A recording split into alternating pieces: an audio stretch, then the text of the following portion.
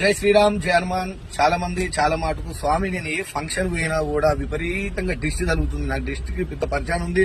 దిష్టి, ఏడుపు, కనుదిష్టి గాని ఏడుపు గాని ఈ రెండింటికి చాలా నెంబర్ 1 గా పనిచేసేది నవిల్నార చెట్టు. నవిల్నార చెట్టు మీకు అందుబాటులో దొరకని ఎక్కడైనా ఉంటది, రోడ్ల మీద ఉంటది, మన ఇండ్లలో ఉంటది, పార్కులలో ఉంటది. చూసుకోండి, నవిల్నార చెట్టు తొడిమే.